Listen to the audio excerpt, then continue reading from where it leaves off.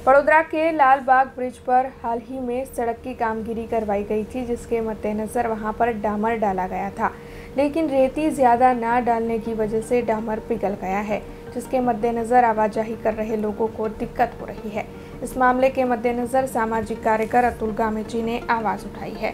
दरअसल सामाजिक कार्यकर अतुल गामेची की ओर से इस मामले में आवाज़ उठाते हुए ये कहा गया है कि यहाँ पर पिघले हुए डामर की वजह से अगर कोई हादसा होगा तो उसका जिम्मेदार कौन होगा।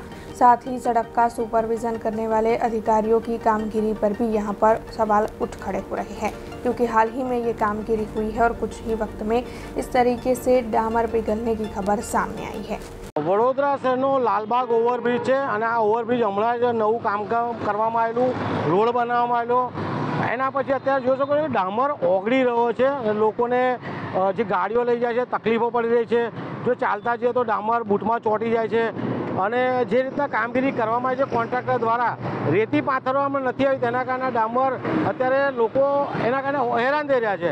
તો આપણા જાડી ચામડીના કમિશનર સાહેબ, જાડી ચામડીના અધિકારીઓ ને જાડી ચામડીના જે પણ લોકો છે એમને બે હાથ જોડે વિનંતી છે કે અમારા વડોદરા શહેરની જનતા માટે કંઈક કરો, વેરાનું વળતર આપો, આવું હેરાન ના કરો, મહેરબાની કરો અને જલ્દી રેતી પાથરો આવી જાઓ સાહેબ, જે હોય તે અધિકારી હોય, કોન્ટ્રાક્ટર હોય, થોડીક તો दया करो, हमारा वडोदरा शहर की जनता की मेहरबानी करो और रेती पाथरो। अब खबरों से लगातार अपडेट रहना हुआ आसान। BRG न्यूज आपके मोबाइल स्क्रीन पर।